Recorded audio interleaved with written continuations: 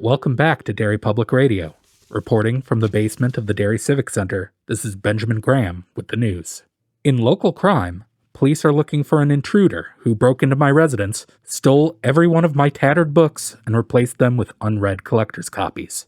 If you did this, and you're listening, I will find you, you monster! You're listening to Derry Public Radio. This is Derry Public Radio.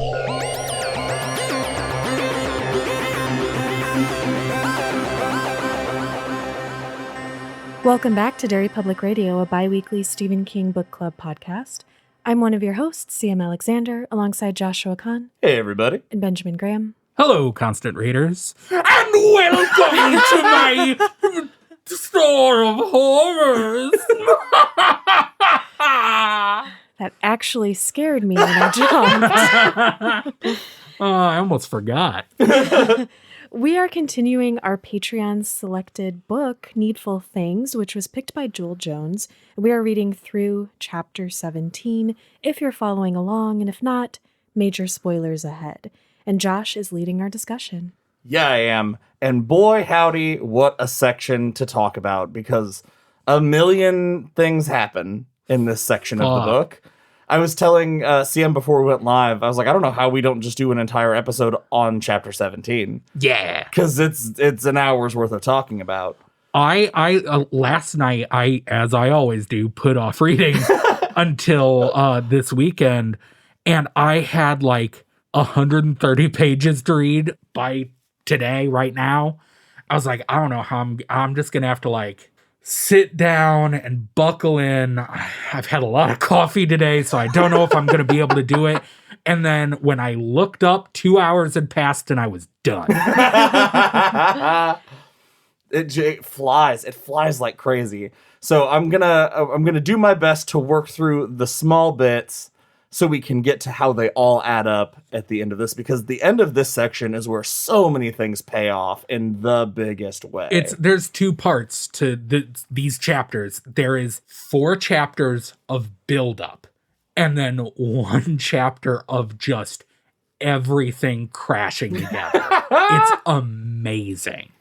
Well, we come back to this section with good old Buster Keaton sitting in his underwear, oiling his gun, like we all do, talking to himself about killing his wife and Norris Ridgwick, and he's going to do it right now. But Gaunt gives him a call, and it's like, hey, buddy, do it later. I'm sorry, can we back up? You missed something that if I had to read, our listeners have to hear.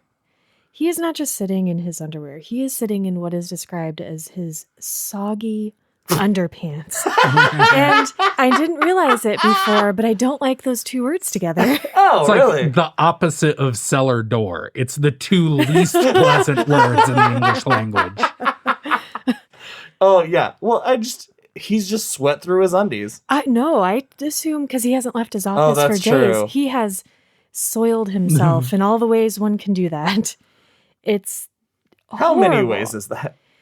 At least 3. All right. But Gaunt talks him down into not doing it. And then Buster kind of disappears for a while. Then we have Everett Frankel, who bought a pipe that I believe was from a Nazi war criminal. It's implied. Yeah. Weird choice.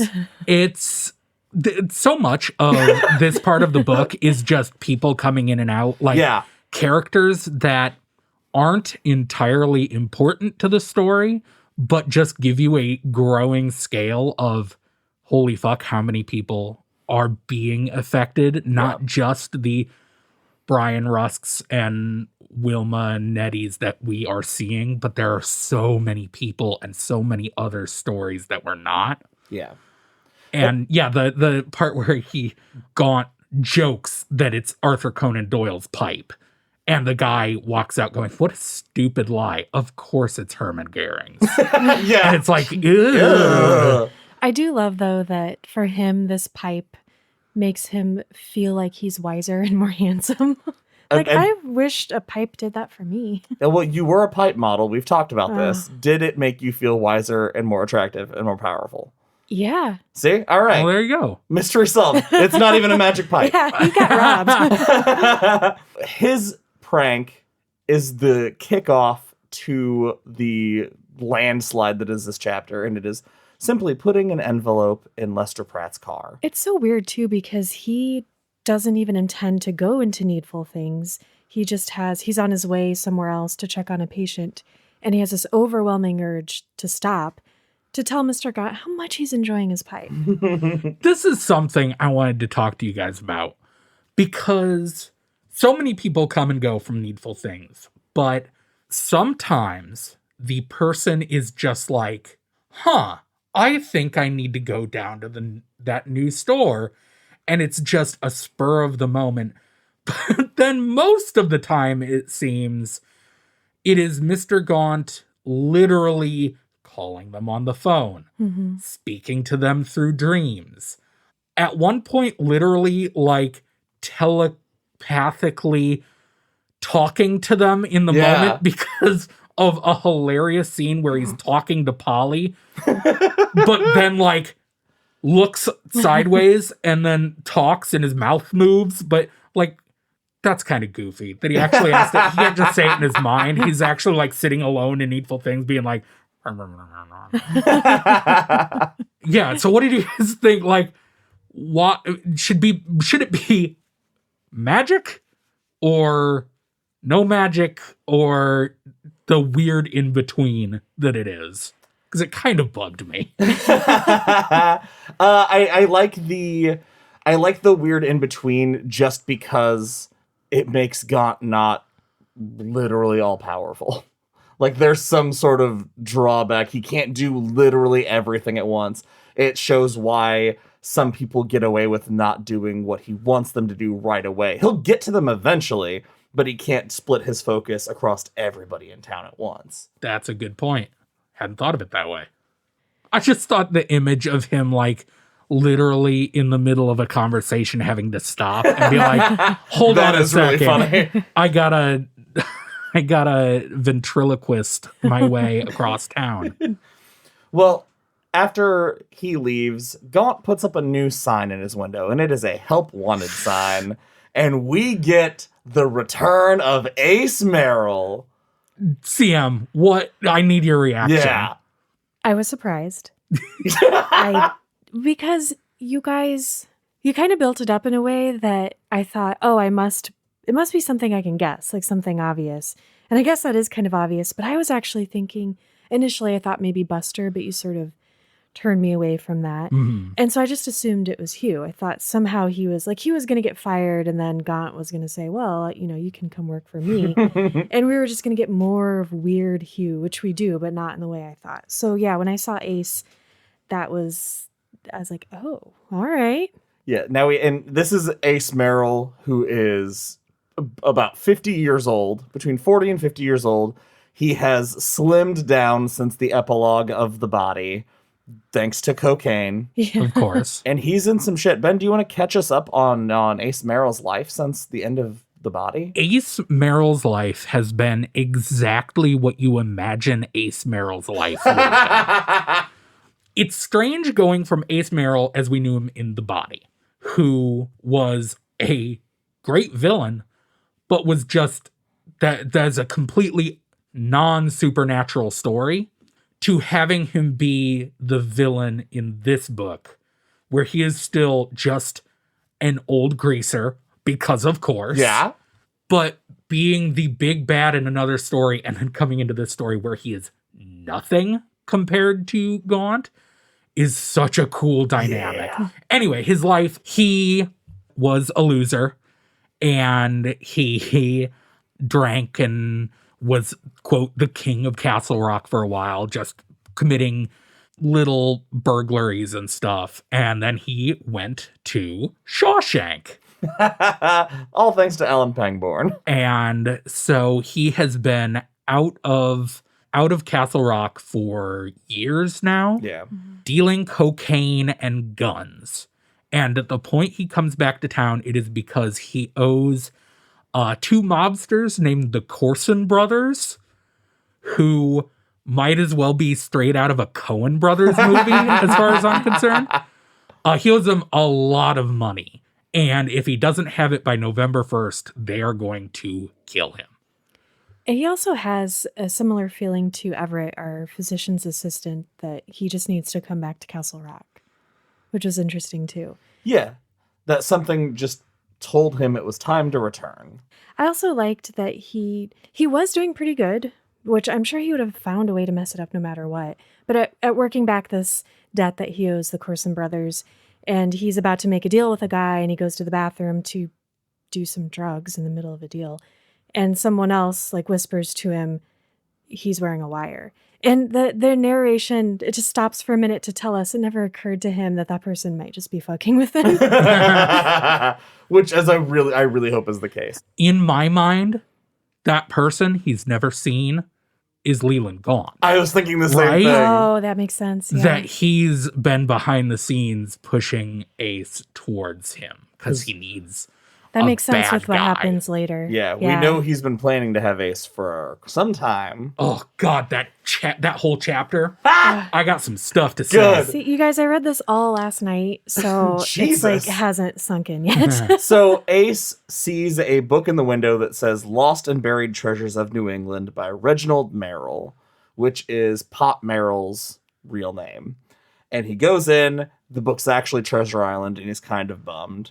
But he gets to meet Leland Gaunt, and some amazing things happen. First of all, Ace continually sees Leland Gaunt's eyes changing color. Mhm. They never stay stationary. They shake hands, and his touch does not revolt him. In fact, his touch empowers him and makes him feel stronger. That is fucking cool. Yeah, he says it's like electricity, like blue fire or something like that.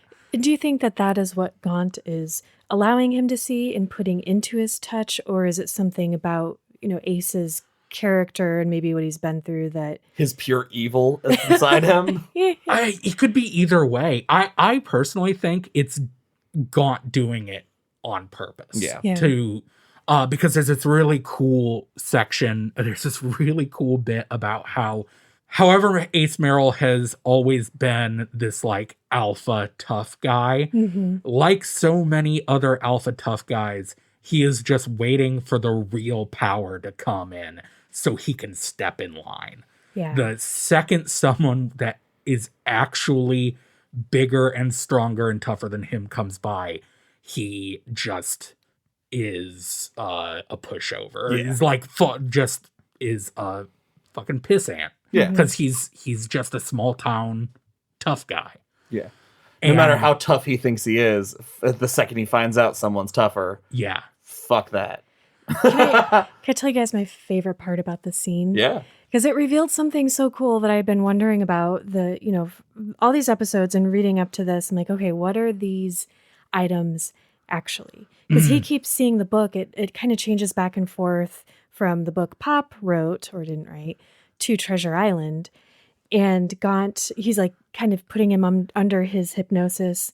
And he's, confused about why this book is changing. And he tells him that maybe it's not a book at all. Maybe all the really special things that he sells to people aren't what they seem to be.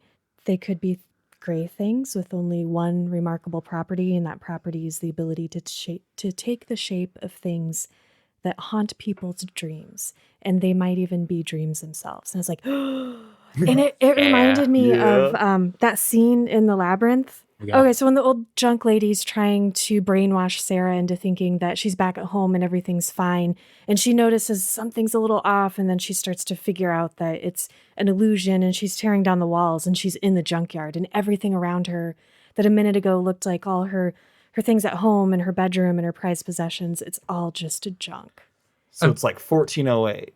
John Cusack tearing things down only to find out he's still in the room. Well, for you, Josh, put it like this: it's the doctor's ID card, except evil. Oh, yeah, cool. Okay. The slightly psychic paper. Yeah. Yeah. So Ace, feeling this new power, signs on to take this job. He gets the book. that has a map to all the treasure and all the money that Pop buried allegedly in the country. Map that is only readable when high off your ass on magical demon cocaine. God, that's awesome. Remember this for later. Mr. Gaunt gives him cocaine, and it's the purest cocaine he's ever had. And he asks, "Where do you get this shit?" And he says, "The plains of Lang." Remember that. Oh, all right. And he accepts his first job, which is going to Boston to pick up a car. Very simple, easy peasy. But on his way out, he briefly crosses paths with Alan Pangborn. Let's bring it down and talk about Brian Rusk.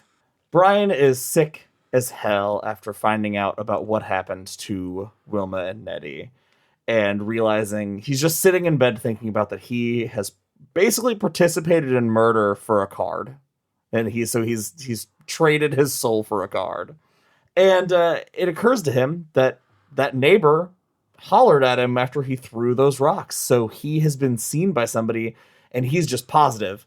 The sheriff's going to find out. Sheriff's going to come here. I'm going to have to tell him everything because I'm a kid and he's the sheriff, and that's how it works.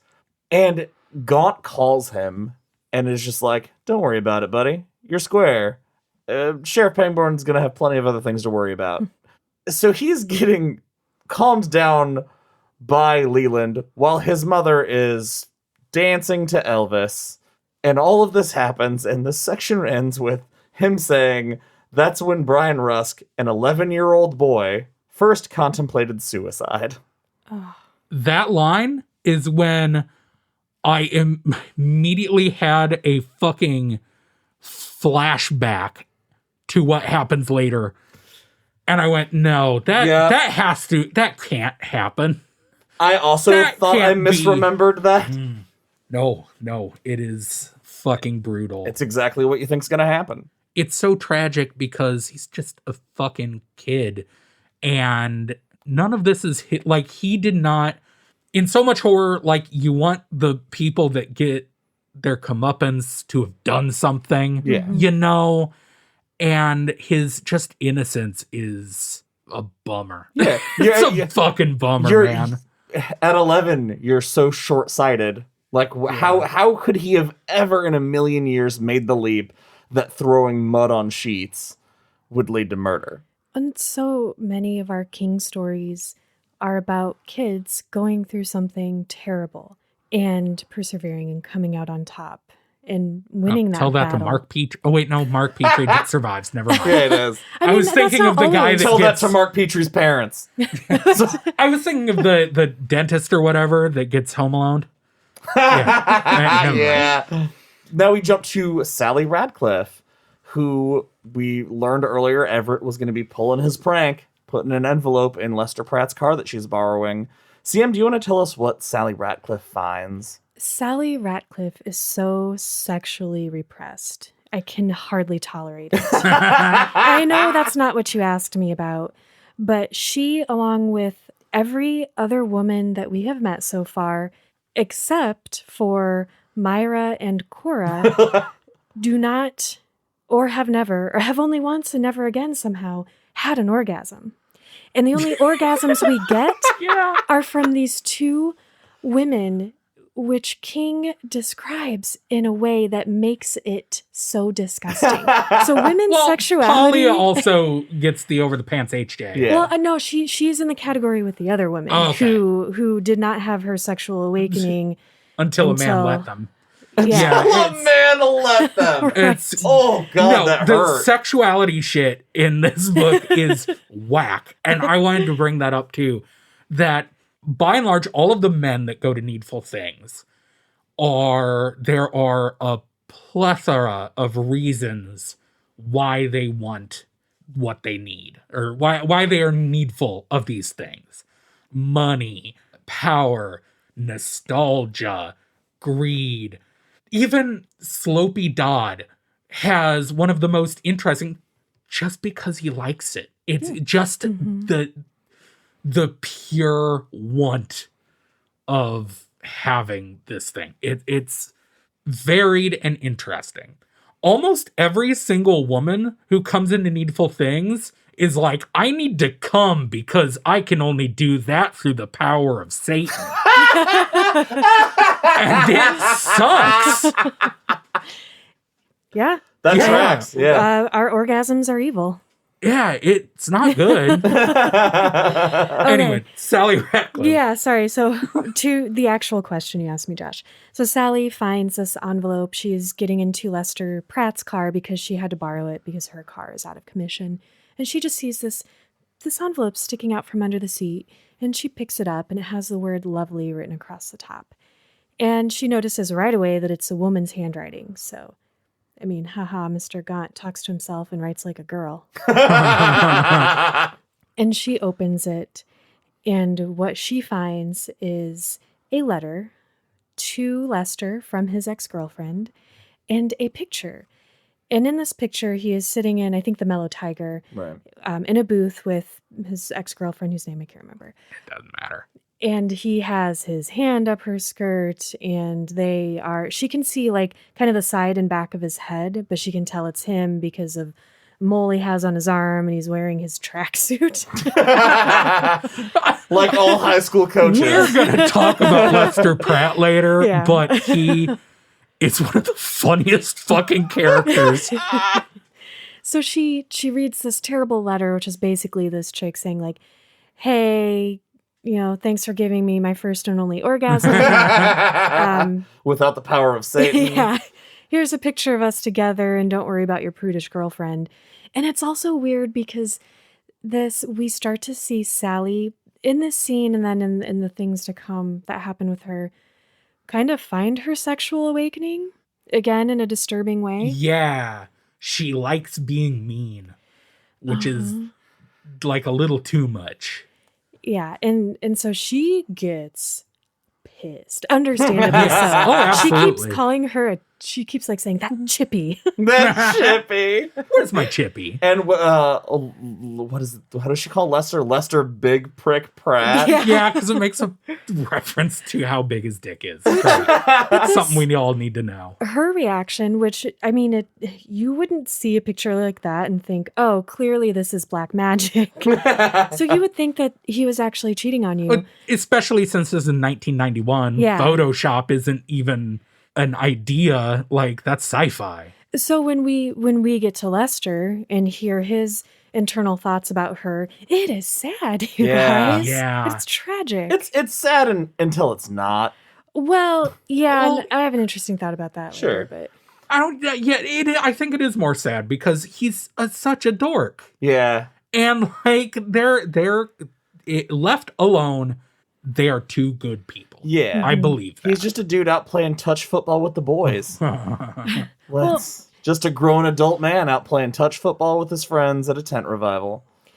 and it's even more tragic for Sally because she confides in a friend who is secretly pleased that this happened. First, That's so fucked up. that's kind of how a lot of women are, Yeah, unfortunately. It's I've met shitty. women. Yeah. but she's like, oh, well, Lester's looked at me like he wonders what my soggy underwear look like. Yeah, sorry. I regret that. You did that to yourself. Yeah, I did. And then she's happy that Sally's so upset. I mean, she's also sad for her friend, but part of her is Yeah. like, well, she's so pretty. Like, this feels kind of good to see her brought down a peg. Wow. Yeah, cool friends you got, Sally. But that's the problem when you are Miss Perfect in a small town. Everybody's waiting to see the person at the top fall. I think that's just small town life. So we get a glimpse of Polly back at work. Her hands working. She's actually sewing a dress by hand for the first time in forever. And she's like, oh, they're doing pretty good. And then her internal monologue is like, oh, it's been, I don't know, 6 Years? months since Oh, I yeah. could like close my fist without crying. And she feels guilty because she is getting kind of her life, everything she wants back together, but is dealing with the loss of Nettie and feeling responsible for that because she helped bring her back to town. Polly's grief feels so real and sweet and sad. Another just great character work. And she's the one who's organizing the funeral arrangements and calling Nettie's family and just taking care of all that stuff. So it really sucks. Yeah. So that a team of 5 people total can show up to Nettie's funeral while the entire church shows up to Wilma Jerzik's. Yeah, that's fantastic. It's just such a short scene, Mm-hmm. but it's a great visual. It's very cinematic of the 5 of them gathered around this grave while you hear Yeah. "Peace be with you" echoing in the background. It's very sad. Yeah. Next, we get to check back with Buster, who's just being magnanimous, doing great deeds for the town. Doing stuff that will definitely not come back No, later. which we shouldn't even mention it because it can't be important to the plot that he orders 20 cases of high grade explosive dynamite. Probably one of those loose threads. Yeah. The classic Stephen King loose thread. In a story like this. It's a red herring. Yeah. Well, there's only like 600 pages. You can't get to all of it. So Ace gets to Boston. And The coolest. This is my favorite. I've been wanting to get your impression on this, Ben. Tell us about Ace in Boston. I have so much to say because there are so many parallels to other things, King and otherwise. Ace gets to Boston and he's looking for the street he has been told. And he is sure he's lost because he's been going down curving streets that seem abandoned. Like there's no one there, but yet he feels like he's being watched. And eventually he arrives at this garage that he thinks this can't be the right place because it's so old. No one can be there. And on the side of this garage is a single piece of graffiti that I want to talk about for a half an hour right now. Good, because I didn't get the reference. Yog Sothoth rules. Yog Sothoth is the fucking coolest thing H.P. Lovecraft ever created.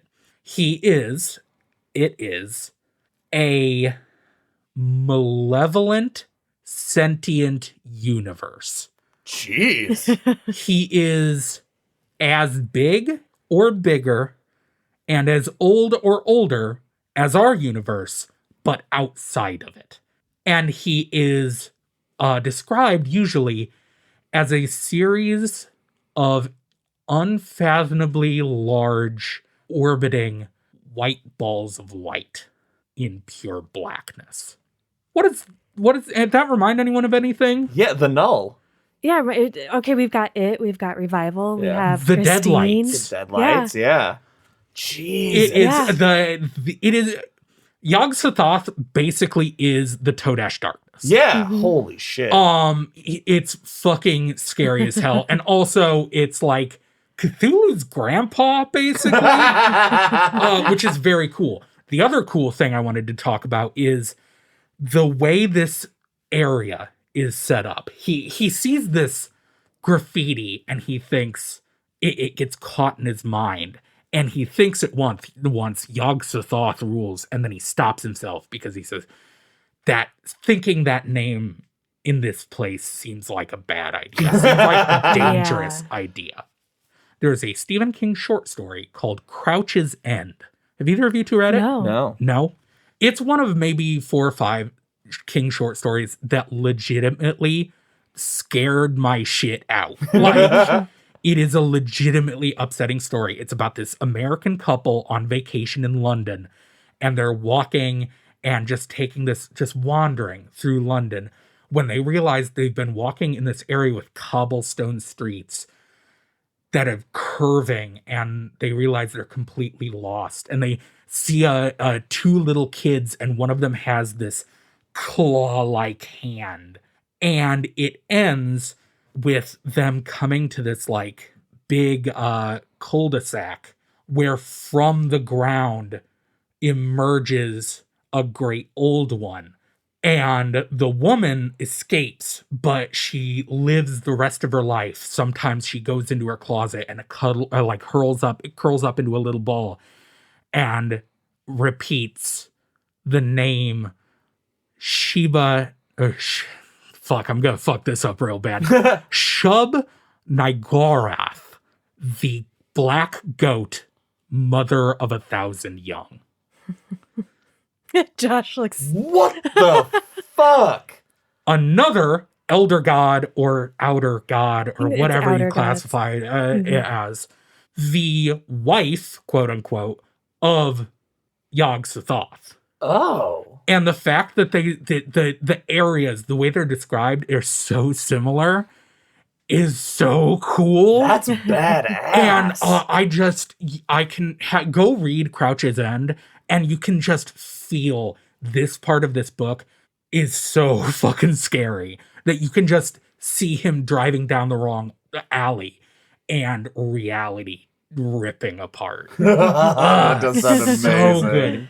Anyway, all he finds is a self-opening garage and a car that does not exist. And a recorded message for him that Gaunt could not have done after he met him. And it's not even plugged in, and it's playing for him. Yeah, and it's covered in dust, and it's like a reel-to-reel tape recorder. Yeah. Which is already spooky. Yes. Yeah, it's this decades-old recording that's been waiting for him forever, along with the Tucker talisman. Which fucking awesome Very car. great. So Well, he it's not sees- real. It's not a real car. Yeah. Which is fantastic. The tape recorder tells him, load up these crates into my car, drive it back. Everything will be fine, don't worry. He opens the crates, and there's blasting caps, a shitload of guns, and ammo clips to go with all of those guns. So, being a little freaked out with everything, as anyone has the right to be, he thinks, I'm just going to grab some of these guns, and I'm going to beat bricks and get out of here and just figure something else out. The tape recorder turns back on by itself, and it's Gaunt being like, hey, if you do that, you'll live in a nightmare for eternity. And he's like, well, and he puts it back, and he loads up the Tucker talisman. It's this yellow monster of a car With 3 headlights. with 3 headlights, which is badass. And he starts loading things up, and there's only one item in the trunk when he opens it, and it's a bottle of cocaine that says snort me. And he says, yes, please. And he loads it up, and he realizes, I'm driving from Boston to Castle Rock with a crate of guns and dynamite sticking out from the back. I can easily be so fucked right now. But Oh, one thing I forgot to mention. The Yes. cocaine reminded me. The Plains of Lang, all I was going to say is that's another Lovecraft thing. oh, It's- okay. I love when King gets real Lovecraft in his books. When he first said it's from the Plains of Lang, I thought it was a reference to Eyes of the Dragon. Yeah, Because that sounded yeah. very much like Eyes of the Dragon, Yeah. something flag. But then he would didn't have. burst into flames, and I was like, oh, it's definitely not that. But this car needs no gas. It seemingly knows where to go. It is a built-in GPS. The turning signal just turns on right before he's supposed to turn. It pays its own tolls, which is awesome. That's like the perfect car. And it's invisible to cops, which is the best part of that car. He's like driving, he's trying to stay the speed limit, but the car feels like it wants to go faster, and he flies by this cop going like 70 and nothing happens, and he's like, all right, let's throw this sumbitch down to like the 90s, 100s. Let's do it. This car just reminds me so much of Christine. And it's different in a lot of ways, but as far as the things that I've read, this book and Christine, the vehicles have the most personality. See, I haven't read it, but I was going to say it makes me want to read From a Buick 8 because I know it has something to do with the low men, and the car is otherworldly. And I bet there's some sort of link there. Probably. Ace gets back earlier than expected, and we find out that there is not a single product in Gaunt's back room. So nothing. People have heard him back here rummaging for things. There's nothing back there. Gaunt pays him in cocaine, eats a rat for dinner. No big deal. How did that? I did not like that. Don't kill rats. Hey, at least it was dead. I guess. And then we jump over to Lester Pratt, coming home from his foot touchies. which is what the cool kids call touch football. And he's looking forward to see. I'm sorry, that took me a second. That was a slow burn right there. It's like recess. Yeah, it's like recess, like fudge tutties. Fudge touchies. God damn it! But he's looking forward to seeing Sally and accidentally walks balls first into his own car. Well, like you do. Like you do. And he says, and I quote, aloud to the world, I want to point out, Rudy Toot Toot, sweet little Sally in her birthday suit. Out loud. Lester Platt is a cartoon character. It's described as always having a blue tracksuit on, like he lives in the fucking Royal Tannenbaums. He has a high-end tight, The crew cut. a crew cut, that's what it is, which at one point is called his screaming hairdo. Just a weird turn of phrase. And and they multiple times point out that his fists are the size of canned ham. He's built as fuck. He is a brick shit house. And when he says, Rudy Toot, I was instantly like, I fucking love this guy. This guy's a fucking idiot, and I love him. I just love it because it happens. He runs balls first into his car and is holding his dick. And then he says that, and I just imagine that he hasn't let go of his balls yet. And it's just, the image is hilarious to me. I started just for fun imagining him as Coach Steve. Big Mouth on Netflix. Oh, shit. I imagine him as Coach Z from Homestar Runner. There you go. Rudy Toot. Rudy Toot. Is that a... That's a thing. Never mind. Please cut that. No one knows what Homestar Runner is in 2020. The next chapter begins with Lucille Dunham, who's never important again, as far as CM knows. I just did that to fuck with her. Oh, man. And she is Gaunt's first appointment on this Tuesday. I also want to point out, this book started Thursday. Yeah. It's been less than a week. I was going to ask because it feels like months. Yeah. No, this whole book. It hasn't even been a week yet. Wow. And he has a checklist by his door, because Tuesday's by appointment only. And throughout this chapter, it continually touches back with him as he just grabs a pen, checks another name off the list of his appointments. And so it builds that scope of how many people are getting these items and doing these pranks. And he basically says that it's almost time to flip this entire town on its head. Is it this the point where he says, the narration says, on this, which is basically the last day of Castle Rock's existence as a town? Yes. I heard that. I was like, fuck. Dude works fast. Yeah. Like, you got to give him that. He works hard for the money. Alan gets some good news about his double murder. Some new evidence. We know now there's no way that Wilma killed Nettie's dog because the times don't match up, the handwritings don't match, and there's also a partial print on the doorknob. And the neighbor mentioned seeing a kid at the time. So Alan now has a new string of leads to go down the road of to see if he can get to the bottom of this. There's a great Three Stooges scene of John LaPointe. What? I was going to say the same fucking thing. This was so weird.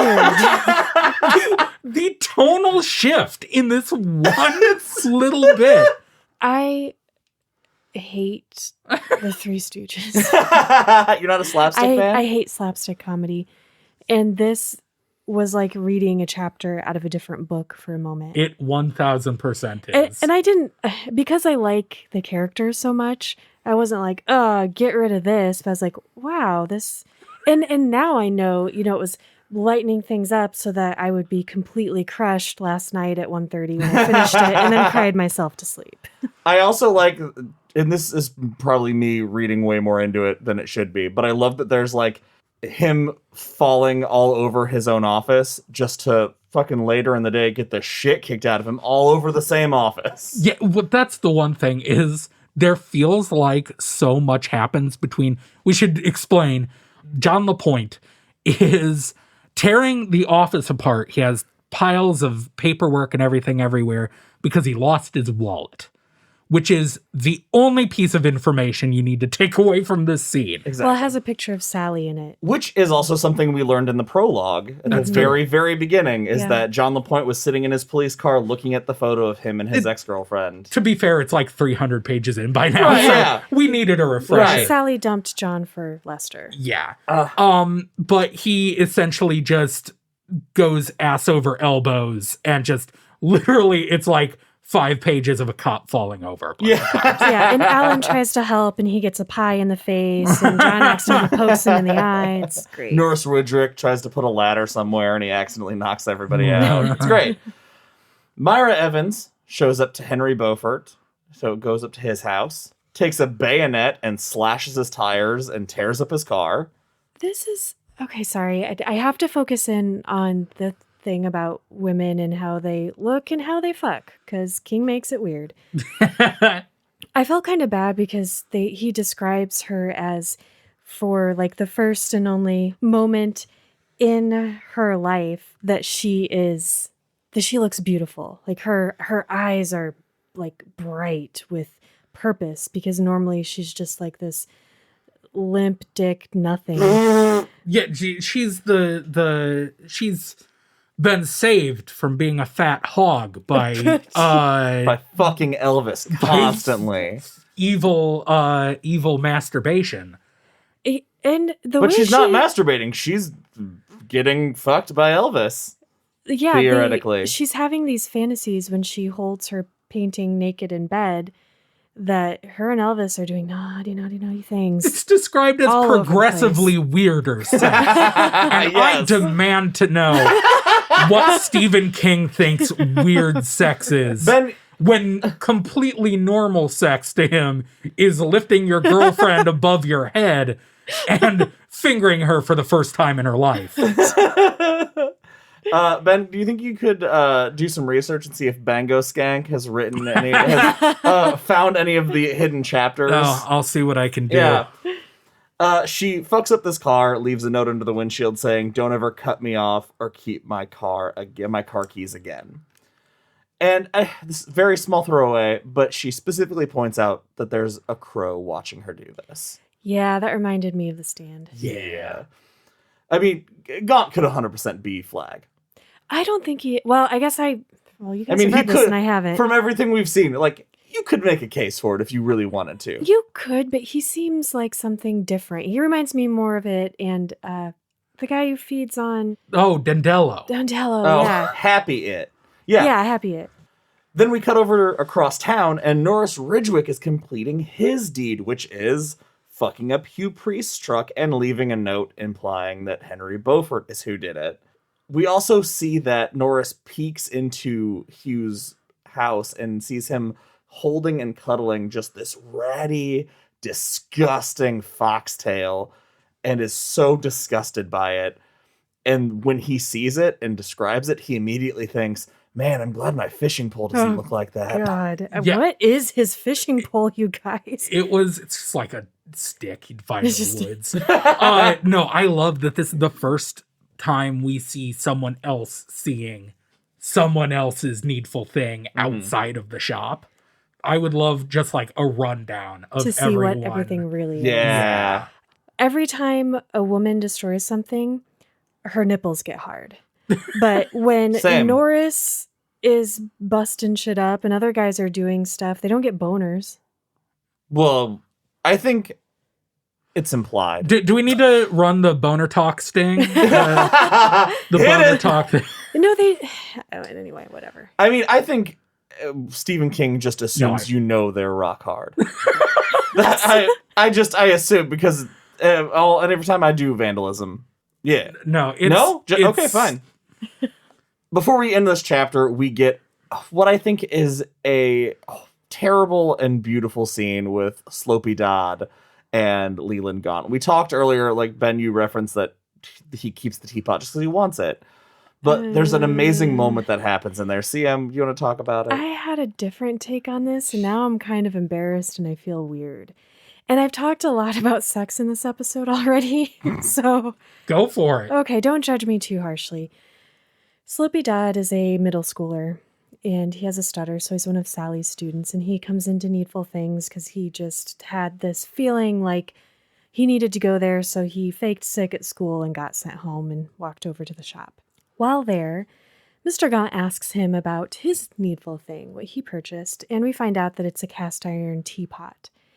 And for some reason, like he told Mr. Gaunt that it was for his mom, but we find out that it was actually for him. He never gave it to his mom.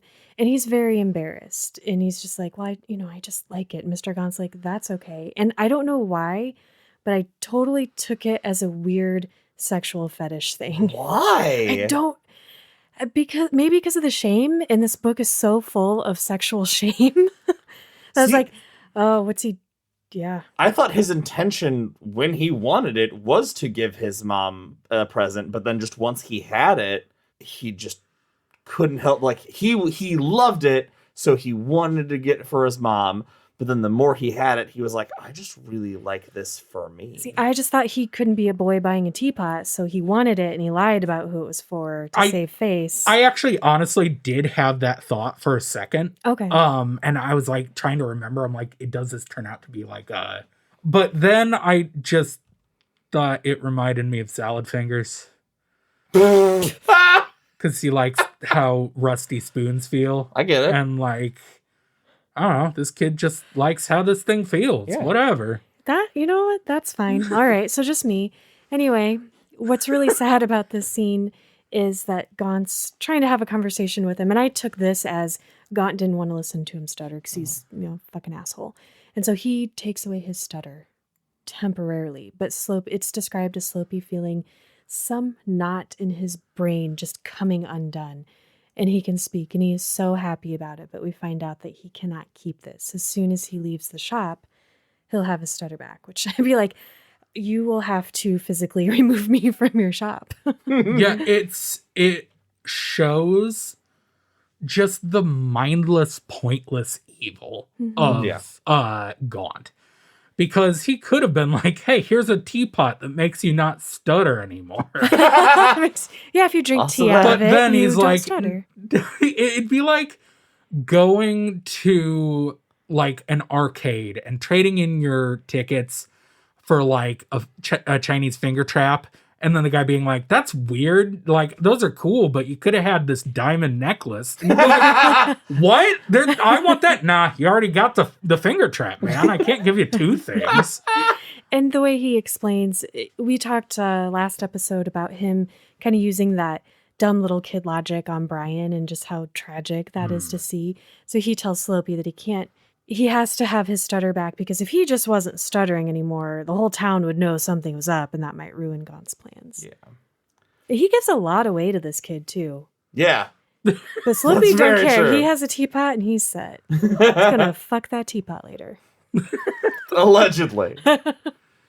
Now, the next day is the funerals that we talked about, and Alan notices how improved Polly's hands are, and she finally decides afterwards to come clean and say she got this thing from Gaunt. There was no price. She's going to go back and discuss price right now, and he plans on going with her, but he also needs to leave to go catch Brian after school to talk to him about what he saw at the Jerzik's house. They spend forever fighting in the parking lot of Needful Things like it's a Walmart, and to the point where Alan has to leave. So Polly has to go and buy herself. And I just love that it cuts to Gaunt just standing in the window, just like watching it. I feel like this is really significant too, because in this scene and then the scene earlier where right before he runs into Ace, he is actually he's on his way to Needful Things. He's like, you know what? I'm the sheriff. I've seen people go in and out all day, and if I want to go meet this guy, I can do that. I really need to do this. And right when he gets to the door, he's about to knock, and he gets that call from Henry who's telling him he found some new evidence. So now he's with Polly, and he has just this instinct, because we've talked about him having experienced the supernatural before in the dark half, and he doesn't have a good feeling about the amulet, what's going on, and what Gaunt has planned, like what the price is for this. And he thinks he's just going to like rip her off. And so he was going to go in with her, and he keeps stopping and thinking, okay, my first duty is to this town as the sheriff. If I don't go now, I'm going to miss this kid. I need to leave. And it makes what happens later, considering Alan's history. Yeah. I feel like that's going to be a huge thing. This section and this whole bit of the destruction of Alan and Polly's relationship, it happens so quickly. And it's literally a couple pages. They argue once, and they say like they never argue, but they have one argument and then one other little thing that Gaunt plants to push them over the edge. It completely destroys their bond. And I felt like it was too quick. Like I felt like I would feel like it would be too quick, but it's written so well, and the steps make so much sense in each of their characters that it is 1000% believable. And it's a really, I think, tremendous mark of King's ability to write characters well. Now it's time to jump back over to Sally Ratcliffe, because it's time for her to play her prank. Ben, do you want to tell us about Sally's prank? Oh, so gross. Fuck. Okay, this character's arc is the other weirdest thing in this book. Okay, there's a character that might have been mentioned up to this point. He's the principal. Frank Jewett, yeah. The principal of the middle school, Frank Jewett, who's this little round man who's seems very meek. And Sally, while he's in a meeting, sneaks into his office, and she has been told to leave a big manila envelope on his desk and also break into a bottom drawer. This hurts to remember. It's yucky. It's real gross. Yucky. It's kiddie porn that this dude brought to his job. Yeah. Anyway, so she breaks into this bottom drawer and she throws these magazines about his office and then leaves. And the whole time she's like, I'm super horny about this for some reason. It's gross. Yeah. I had not thought about it in context of the magazines. It's extra gross. If you find kiddie porn in your boss, the principal's desk, you will never be horny again. Yeah. She like scream laughs at it. She's like, oh, look what we got here. No. I think her joy is coming from she's doling out comeuppance. And I mean, to be fair, that's where her... To be fair, the dude fucking deserves everything. For sure. Yes, but still, that's boner destroying. It absolutely is. It should be, anyway. But, I love that it's as she's leaving for the day that she's like, I wonder where that envelope came from. Fuck it. And leaves. Yeah, it's such a fucked up scene. And you're like, ugh, gross. I hate this character. The weird part is everything he does after this is another weird veer into King trying to do very dark comedy. Yes. It gets weird. It sure does. It gets real weird. So Jewett goes back to his office with some of his coworkers, sees all of his paraphernalia all over the office, and immediately freezes in shock and is running through his brain all the ways he can try to spin this, how long it took him to amass this collection, always thinking the FBI was going to drop on him. All the while, the two teachers and also two students, 12-year-old girls see everything. Mm-hmm. And he's like, I could probably get away with this. I can spin Fucking this. Piece of shit. Well, he finally opens the envelope, and it's a blackmail letter from George T. Nelson, who's the shop teacher. You guys, Craig T. Nelson, the whole time. You could not imagine Craig T. Nelson. I wrote Craig T. Nelson several times on accident in my notes. But he knows that's the only person that knows his shame because they ran into each other at A party. pedophile party. Yeah. Yeah. And they took photos together, I guess, to commemorate this great friendship. And the letter basically says, hey, I have to get the fuck out of town. Sorry to do this to you, pal, but I need $2,000 by tonight, or all these photos are going everywhere, and his face is like smudged out, but the principal's face is crystal clear. Frank Jewett sucks. Yeah, he does. After some time of waiting, Pangborn finally gets his one-on-one with Brian Rusk. And this scene is so troubling because he can see the pain all over Brian Rusk's face, and he knows in his heart, this kid wants to tell me everything, but he can't. He gives him like the alibi story in the most mechanical way possible, so he knows there's something more. And just when he feels like he's gonna break through, he gets a call on the radio, and it fucks the whole thing up. And then Brian Rusk goes about his day. I want to ask this question later because it's tied to the final scene, but talking about it now and thinking about what is to come for Brian, I was wondering if, because he almost tells him, it's like he starts to, and then the radio interrupts. And of course I thought that was Gaunt's doing, like causing something to happen at a time that would interrupt Alan from getting further in his investigation.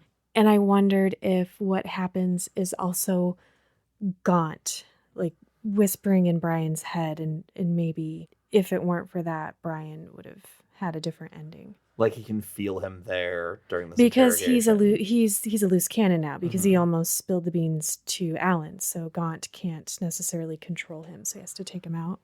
I don't know. I think at this point Gaunt has broken him so completely that unfortunately that it's just a lost cause. Because like you said, the call on the radio isn't Gaunt's doing. It's a call from Sheila saying the evidence of the prints, the bloody prints that they found at Nettie's house has come back. And that's definitely not something that Gaunt wants, and is something that he is currently in the middle of making sure is irrelevant. So I really think it's just Brian's been pushed over the edge, and maybe he would have said, maybe he would have told, but it's just sad because Alan has all these moments where he's so close to something and he's interrupted either by plan or by happenstance, and later he's going to be thinking about that and realizing the cost of that missed opportunity. It's just dominoes. The rest of the book, all the rest of the book is just the first half of the book set up all the dominoes, and now they're starting to fall. And regardless of, Gaunt doesn't need to do much at this point. Yeah. As we see from the like last page of this chapter. Yeah, he's almost done. Let's finish this. We're at the end of this chapter. We'll finish setting up the dominoes that start the insanity that's chapter 17. Oh God, I thought we were on chapter 17. No. Fuck. Okay. So Polly returns home and finds a fake return envelope from the child welfare of San Francisco. And it's a letter saying, Dear Alan Pangborn, the information you want is highly inappropriate, maybe illegal, and it's CC'd to her, so she knows. And Gaunt has put in her head that he's probably looked further into your past. He doesn't believe you. He doesn't trust you. And this is the proof she needs that Alan has been digging into her past without her permission. Oh, one quick thing. The child department of welfare or whatever in San Francisco, the address is listed as 666 Goyer Street or something like that. But and that I was is like, the address. oh, this has to be fake. But then she's like, man, I remember 666 Goyer Street. The same thing. I was like, okay, sure, I guess. It's like, oh, he can't hide his evil address. His evil address. Lester gets into his car that previously, the night before, Sally defaced with calling him a cheater and writing it in lipstick on his car. He gets into the car and sees a wallet under the seat in the exact same place where Sally found a letter. He opens the wallet and it's John the Point's wallet. And inside he sees the snapshot of John and Sally together. And Slopey Dodd, doing his slopey, the slopester, as they call him. No one calls him that. Apparently his friends do. That is the most king thing in the book so far. But Slopey Dodd's there just in time to be like, oh, hey, I know that guy. I saw him and Sally just mouthing each other hard outside of school. Also, he drove your car. And Lester's like, he did what to my car? No, he says it in his new soft and silky voice. That bit is hilarious. Which they say 20 times? Yes. We find out, we jump back to Alan, who was getting that call from the prince, and we know for a fact now the prince came back. Hugh Priest was the person who killed Nettie's dog. Immediately after he gets off that call, Polly is on the line waiting to talk to him, and she rips him apart, knowing full well they're on a completely open line. Anybody can hear it. So it's the most confusing argument anyone's ever had, because they have to both be like, you know the thing from the stuff? And he's like, whoa, stuff's not things. Look, I have a thing about the stuff I told you about, but don't think I'm doing that. I liked in this part there, we've kind of had that like small town gossipy sort of impression that is the reason that Alan and Polly took things slow and were very discreet in the beginning, because, you know, they wanted to be respectful and they know how small towns are. And this is where we find out, because Sheila's kind of hearing this and she hears how upset Polly is, that in reality, this town views Alan and Polly as almost like a fairy tale couple. Yeah. There is no animosity towards them being together. There's no, question about whether it's appropriate. It's like, oh, and it's all ruined. It really is. Now, chapter 17. We'll go as fast as the book does. Oh, yeah. Yeah, so this last chapter, we're going to talk about it story by story, because all of these things pretty much happen at once. And so you'll get a paragraph, jump to the next story, jump to the next story. Mm-hmm. So it's kind of hard to track, but we're going to do our best to go from character to character and match timelines where we can. So let's talk about Henry Beaufort and Hugh Priest, because that's the big one for this, where it starts off. They both come out, find out their car is trashed. It's been set up, it's the other person. Hugh carjacks an old man wearing only shorts and a foxtail. Him, not the man. Hugh Priest, played by the guy that plays Trevor in Grand Theft Auto 5. Nailed it. Yes. Andy Clutterbuck is on his way to arrest Hugh Priest. They completely miss each other, so Clut is hanging out by Hugh Priest's house. Henry bursts into the Mellow Tiger because he has a shotgun, an illegal shotgun under the counter. And he's like, I'm going to take this and I'm going to blow Hugh Priest away with this. But luckily, Billy Tupper is there to calm him down and be like, dude, you want a drink? Let's talk this out. Let's calm down. I love that part because it, of course, like as they're both freaking out and driving to like get their guns to kill each other, that's one of the first points. It's like, this doesn't feel earned. Yeah. This is, they just trashed their cars and they're immediately like, murder. Yeah. And when Henry goes in and this kid Billy is like, let's just have a drink and talk it out, they do. And Henry's like, all right. Yeah. He's like, I'm good. was I really going to murder a guy over a car? Right. Yeah. And I mean, he loves his car for sure, but still, it calms him down enough that he's like, I let that get to me. It shows just that even a split second of rational thought undoes Leland Gaunt's plans. Yeah. But he's so good at his job that he doesn't have to worry about it. Doesn't matter. Much. Like I would murder somebody over my books, but books are better than cars. That's true. You can fit more in your house. Is that the qualifier? Yeah. Yeah. Okay. Yeah. Anything you can fit more of in your house is better. Okay. Rice is the best thing. Name a thing better than rice. You can't. You can fit so much of it in your house. Sand. Sand, fuck. Ooh. I love sand. Anyway. That's why all rich people have sandboxes. Hugh Priest rolls up to Needful Things and rushes inside, and Gaunt ticks him off his list. It's the last name on Gaunt's checklist. He knew he was coming, and he knew exactly when he was coming. Gaunt basically says, hey, here's a gun if you want to go fuck that guy up. This is another example of the like magical versus non-magical aspects of Leland Gaunt. It is hysterical to me that he's like, have the exact thing you want the most in the world. And then by like a week later, he's like, have a gun. It's so funny. Hugh takes him up on it, grabs the gun, makes his way. Henry, meanwhile, has calmed down. He decides to call the police, and nobody's answering. And then suddenly he hears some bangs, and Billy, who stepped outside, screams, comes back in. He's been shot through the neck and dies on the floor. Hugh Priest comes in, just starts firing at the bar, takes a shot, and tears off half of Henry's face. Yeah. Henry ducks down, grabs the shotgun, brings it up. They fire at the same time. The shotgun disintegrates Hugh Priest's chest. The bullet from Hugh Priest pierces Henry's lung. And so that's one loose thread taken care of. Done and done. But Henry laying on the floor. This is where it gets so tense because it continually cuts back after other things are happening to Henry just getting weaker and weaker, holding the phone, hoping to God someone answers. Why isn't anyone answering the phone at the police station, CM? Oh, because the Three Stooges shenanigans just got real at the police station. Lester Pratt bursts in and greets John with a solid punch right to the face. Immediately breaking his nose. Yeah, he breaks the crap out of his nose. He throws him like 6 feet through the air because, as we said, Lester is built. He's like this huge guy.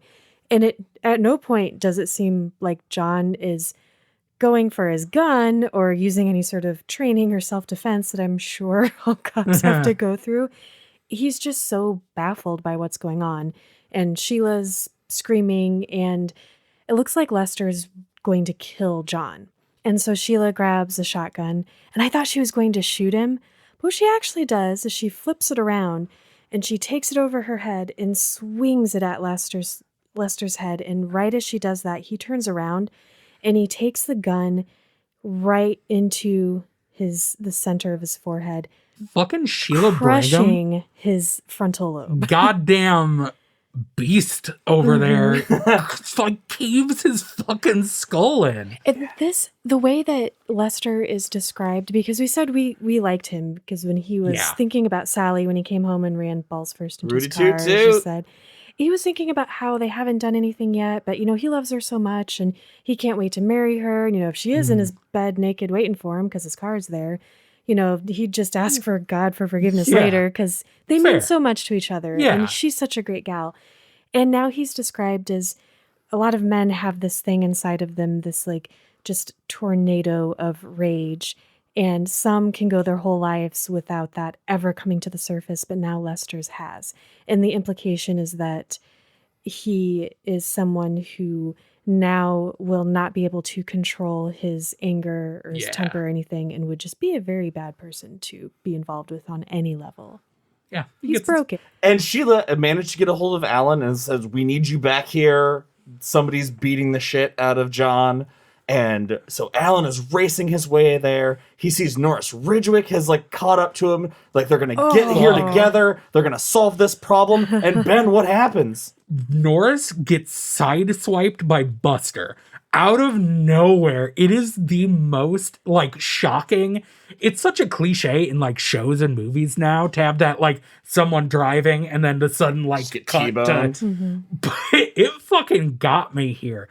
Flips Norris's bug, which of course he drives a bug, and he crawls out of the window and Buster is just coming at him with his fists, and he's shouting, you didn't think I'd fucking figure it out? You signed your name on all that shit, you idiot. This is another part that didn't really ring true to me, because why now? It comes out of nowhere, figuratively and literally. Alan literally, he doesn't even get a punch. He gets one punch in. Yeah. And then Alan comes up behind him and just handcuffs him to the outside handle of his car door, which is very funny. Yeah.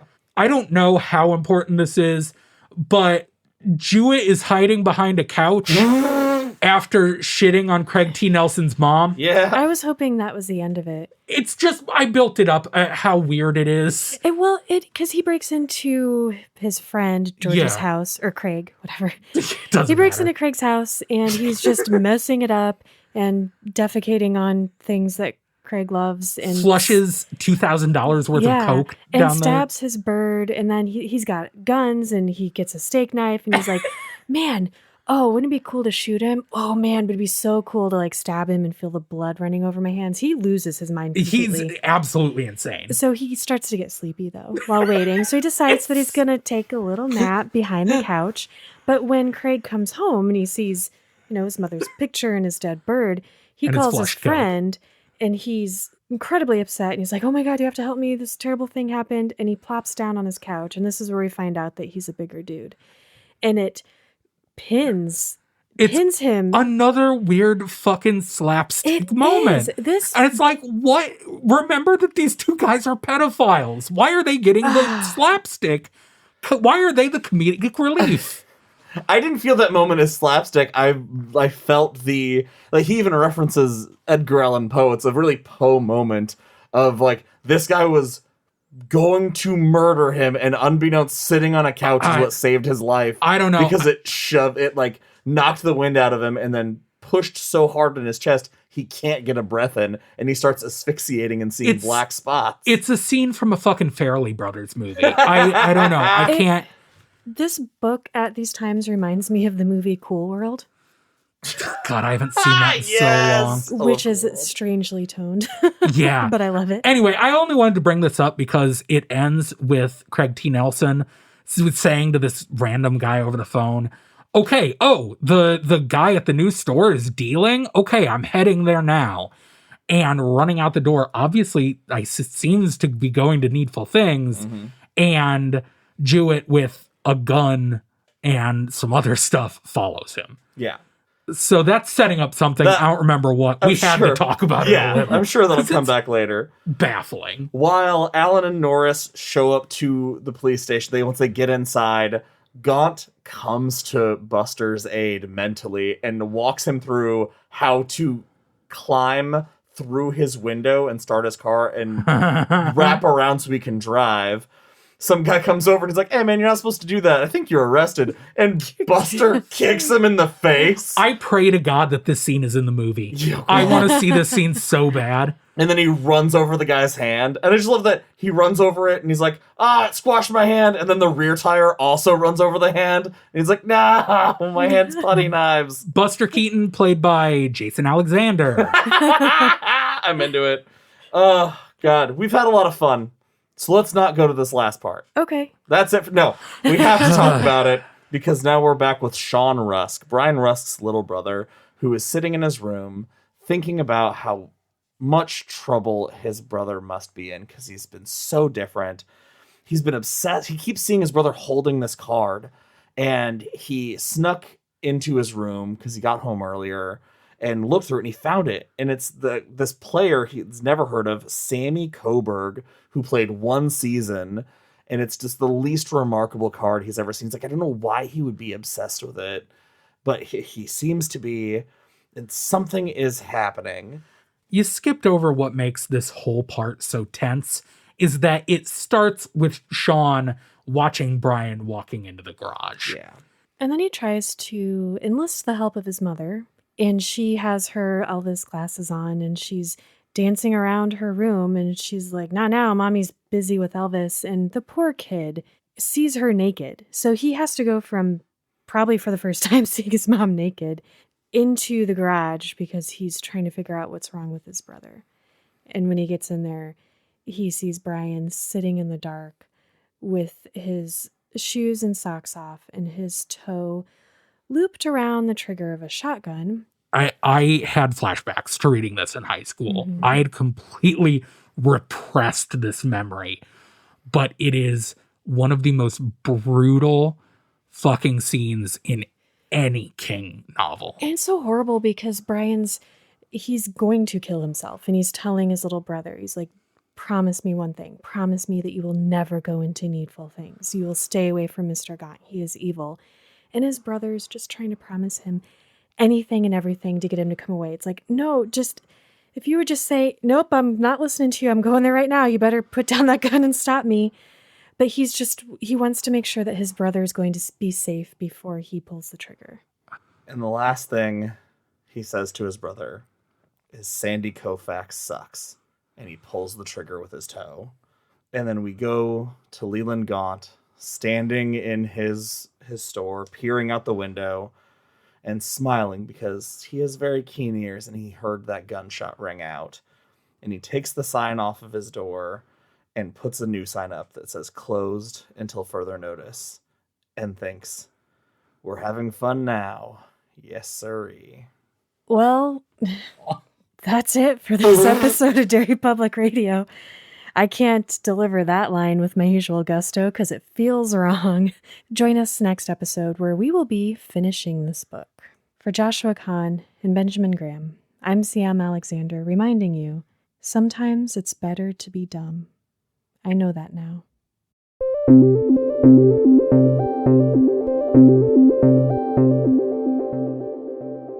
Hey everyone, Sam Alexander here. Thank you for listening to part 3 of Needful Things. Instead of asking you to rate and review us and follow us on social media, tonight I'm just going to ask that if you or someone you know are thinking about suicide, please call the National Suicide Prevention Lifeline. The number is 1-800-273-8255. And remember, you won't feel this way forever. It just seems like it. But tomorrow's a new day. That's all for now, listeners. Goodbye.